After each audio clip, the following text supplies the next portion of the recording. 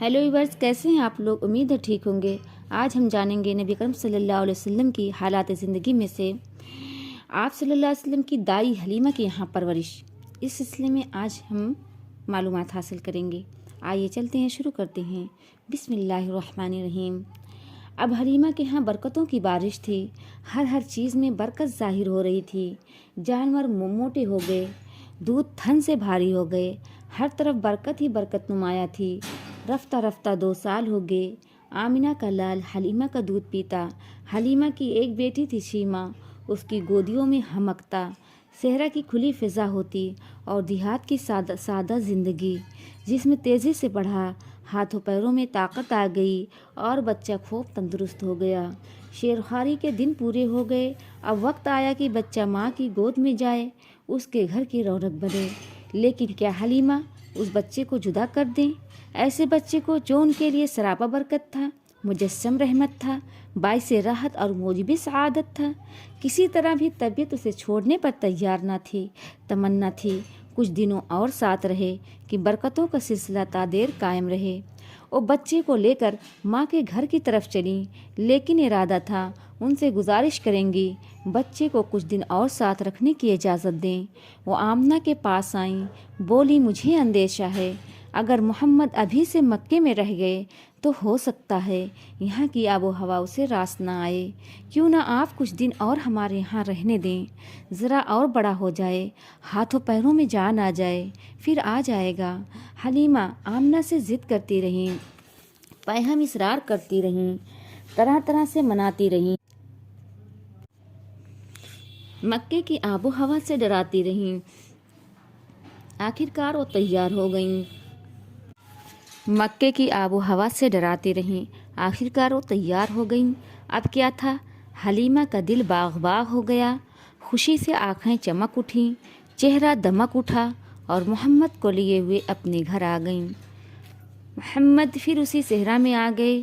अब फिर वही खुली फ़िज़ा थी। रेत के टीले थे, चिकने चिकने पत्थर थे, वही साथी और वही हमजोली थे। मोहम्मद सल्लल्लाहु अलैहि वसल्लम फिर उसी तरह पत्थरों से खेलते, रेत पर उछलते और बच्चों के साथ इधर से उधर दौड़ते कूदते। मोहम्मद सल्लल्लाहु अलैहि वसल्लम अब 5 साल के हो गए। हलीमा से जुदाई के साथ फिर आन पहुँची। मोहम्मद से हलीमा को बेहद मोहब्बत थी। वो सचमुच उनकी आँखों की ठंडक थे, उनके दिल का सुकून थे। मोहम्मद को भी हलीमा से बेइंतहा मोहब्बत थी। नबूवत मिलने के बाद भी जब वो आपके पास आईं तो आप मेरी माँ कह कर लिपट गए।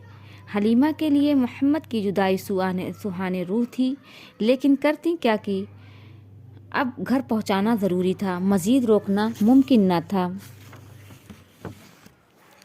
उन्हीं दिनों एक हादसा भी होते होते रह गया, जिसकी वजह से हलीमा ने और जल्दी की। एक रोज़ वो बैठी हुई थीं, साथ में मोहम्मद भी थे। इतने में हफ्शा से कुछ ईसाइयों का गुज़र हुआ। बच्चे पर नज़र पड़ते ही वो ठहर गए, करीब आए, उसे बड़े गौर से देखने लगे, एक एक चीज़ का जायज़ा लेने लगे। हलीमा से पूछा भी, कैसा बच्चा है? फिर वो आपस में कुछ इस तरह की बातें करने लगे, इस बच्चे को साथ ले लें, उसको अपने यहाँ ले चलें, यकीनन ये बच्चा एक अजीम इंसान होगा, हम खूब जानती हैं क्या बनेगा। हलीमा उनका मतलब समझ गईं, उनके तेवर भाप गईं, उनकी बातों से घबरा उठीं, डरीं कहीं सचमुच उसे छीन ना लें, मौका पाकर उचक ना लें या कोई आज़ार ना पहुंचा दें। वो नज़र बचाकर भाग खड़ी हुईं, बच्चे को लेकर गायब हो गईं। उन्हें उम्मीद न थी इस तरह वो भाग सकेंगी, वो बच्चे को उनसे बचा सकेंगी। जितनी जल्दी मुमकिन था वो आमना के पास पहुंची, उनकी अमानत उनके हवाले की, तब जाकर कहीं इत्मीनान का सांस लिया। अब माँ की ममता और दादा की सरपरस्ती दोनों मोहम्मद से बहुत प्यार करते, हमेशा अपनी नज़रों के सामने रखते थे, हर तरह से आपका ख्याल रखते।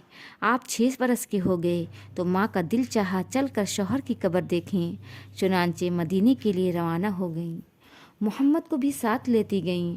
शौहर की एक बादी थी उम्मे ऐमन, वो भी सफ़र में साथ थी। वहाँ का एक मशहूर ख़ानदान था बनी नज्जार। मोहम्मद के दादा का ननिहाल इसी ख़ानदान में था। बीवी आमना जाकर वहीं ठहरी। बीवी आमना मदीना पहुंची तो प्यारे बेटे को वो घर दिखाया जहाँ उसके प्यारे बाबा ने वफ़ात पाई थी।